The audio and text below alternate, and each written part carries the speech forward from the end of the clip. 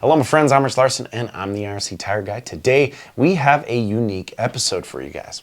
Recently I've been teaching clinics across the US. Something I try to do at every clinic is show the group of riders my failure point. I like riders to see where my limits lie as well as why these failures happen. My favorite way to do this is demonstrating the getting unstuck technique, or the static zap. Now, because I've repeated this technique countless times, I can tell pretty quickly by glancing at the size of an obstacle whether or not I'm going to be able to accomplish the static zap. My limit is about 32 to 33 inches, the size of a concrete barrier. Anything bigger than that, I usually run into some problems. Essentially, the goal of a static zap, or getting unstuck technique, is getting my weight above the acceleration forces of the machine. The drive is first initiated from my hips, starting back, driving hard through my pegs, and forward, leading with my head, getting above the machine before I release the clutch with a loaded engine. Because my drive is completely forward, as the release of the clutch happens, I now have the ability to drop my hips back as the bike almost comes out from under me and I hold traction over the top of the obstacle. Now, that's a quick explanation of the technique, but we've gone in depth on this a few times on the channel in the past, so make sure to check those videos out. As soon as the obstacle is completely vertical and gets above 32 inches, my ability to get my own forces above the machine is at its limit. Showing this failure point to my students is a great way for them to understand their own weight and movement goal when learning this technique. Recently, during a clinic in Washington, we had a perfect obstacle to practice this on. It's a big tractor tire measuring 36 inches. Today, I'm going to show you guys the uncut first day group attempts so you can see what I do during these clinics, then what happened during the second group. I hope you enjoy the raw video. Bear in mind, this is cell phone footage, although to me, the subject matter is the important part. I did my best to clean up the audio so everyone can hear the exact approach. Enjoy. No big deal. We've got the maximization, right? Maximization of momentum. Lack of momentum exposes flaws in our technique. We all learned that real quick today, right? As soon as you don't have momentum, suddenly you can't go up that little incline. So learning how to get above that machine, get in front of the momentum of the machine, initiate that movement with our weight, input that weight into our machine to counteract the machine is key, right? Rolling back, trying to maximize, right? The lower my front tire is, the easier it is. Slipping into the obstacle, ball of my foot, hips back, I stand up onto the pegs, drive my weight, release the clutch. As that drive is happening, that's a signal to my power to increase.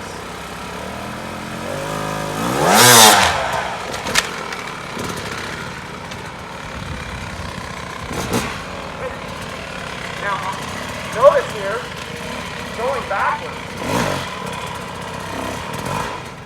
because it's slightly uphill. I'm at a disadvantage, it's going to be harder.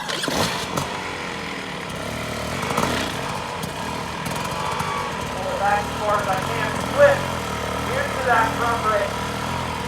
Bring back up on the page, drive my weight, release the clutch. My weight is forward. As my rear tire drives into the obstacle, the front tire drops, my heels drop, my knees come back, my hips come back. Last half.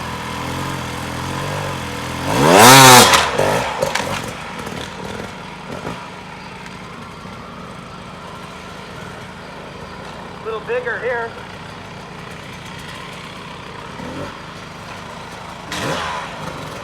A little bit bigger of a lock.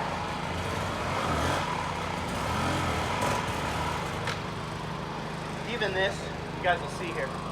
I'll do it here, then I'll do it there. There's a little dip in the ground here. A little dip equals a harder transition that I need to make to get in front of that machine. It's back. Drive my weight, get in front of that machine. I got to get above it. Driving that weight, standing above those pegs. Release the clutch. Where those hips are. Over the top, holding that traction. Maybe you guys will see the difference here. Let's do it.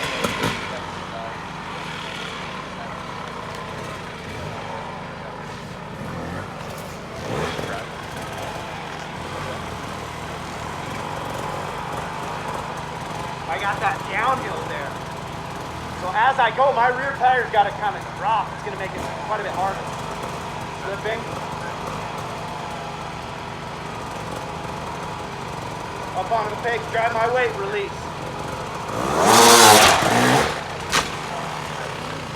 You guys hear that bike? Getting. Suzuki needle wouldn't do that.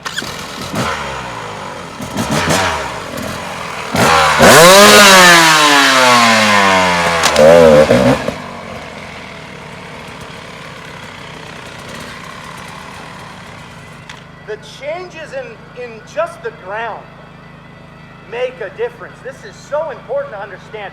Hard enduro riders can scan the ground really quickly. I'll tell you what, Tristan Hart, he can scan the ground faster than anybody I've ever seen. He just knows where things are. You have to learn how to feel your tires. There's so much elevation change here, even though it doesn't look it. Once again, it's uphill. Bigger disadvantage makes it harder for me. Back. Up onto the peg. This is a bigger one. I can feel it already. Up onto the peg. Drive my weight hard. Release that clutch with the loaded engine.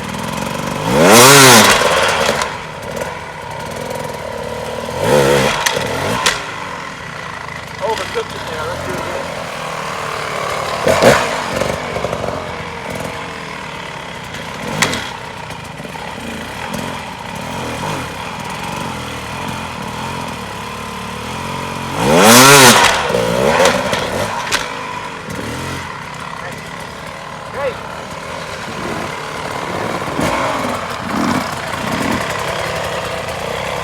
I'm going to look at this, and I'm going to look for the best spot to go, because this is a big wall. Ooh.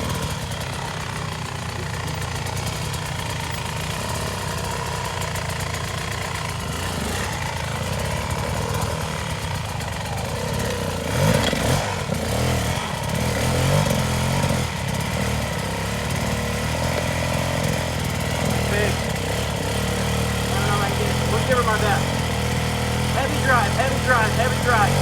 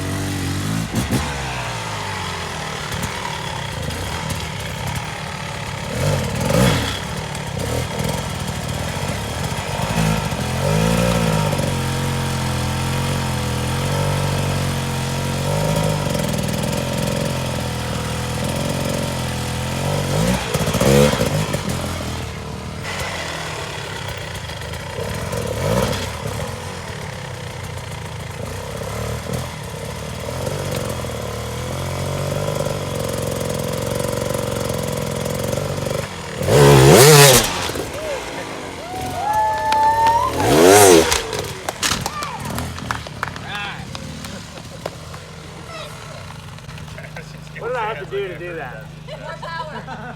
Right when you went in. I had to pull the machine back. Go backwards, huh? A little more Yeah, momentum. more momentum, right? That's it. With my front tire up against the obstacle, I can't do it. There's riders that absolutely could. I couldn't, though. Yeah. Takes time, though. Do I have a goal of being able to do that? Absolutely. I almost need to do somewhat of a jab zap where I'm really driving my weight into the machine, getting suspension compression and almost springing off the ground. You guys saw me do it on those logs over there that are, you know, floating above that log, right? But yeah, I cheat my way a little bit through it. Roll back. Get that much more momentum. That's the difference, right? I mean, I don't know how far I roll back, but Good foot. that foot makes all the difference. I'll ride over this all day, but not up against it. Lack of momentum exposes flaws in your technique.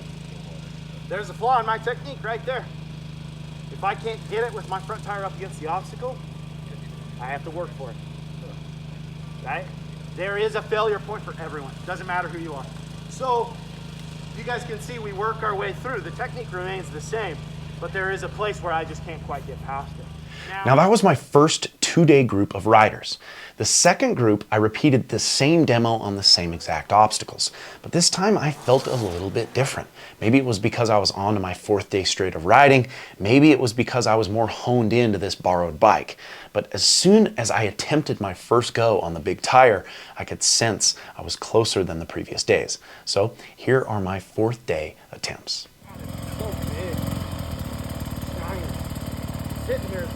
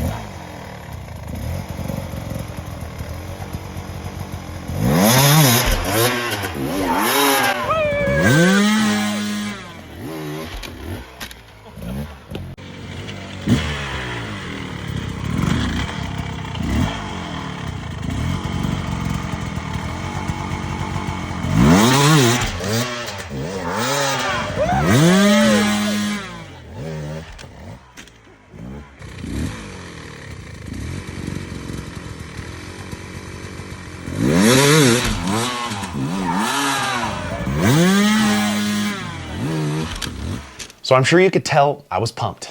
I think some of you will understand the overwhelming feeling of stoke when you accomplish a goal you've worked for.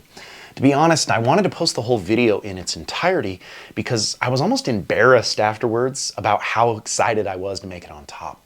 We live in a very weird time where the couch potato pros see a video of your accomplishment and then don't really see the reason for your excitement.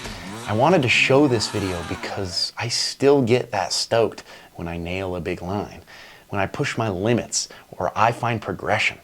So for you guys, understand that that limit is relative to you. It doesn't matter if it's a 10-inch log or a tire that big. It feels good to reach a new height or new goal. Even if I saw Billy Bolt do the exact same thing first try on that exact same obstacle, I'd still be just as stoked when I completed it. It's about what you can do. And in a world of commenters, it's nice to be a doer. I hope you enjoyed the episode and I hope you find progression in your own way. If you're enjoying the channel, make sure to like, comment, and subscribe, as well as follow us on Instagram at IRC Moto and my personal Instagram page at RichLarson511. And until next time, keep shredding.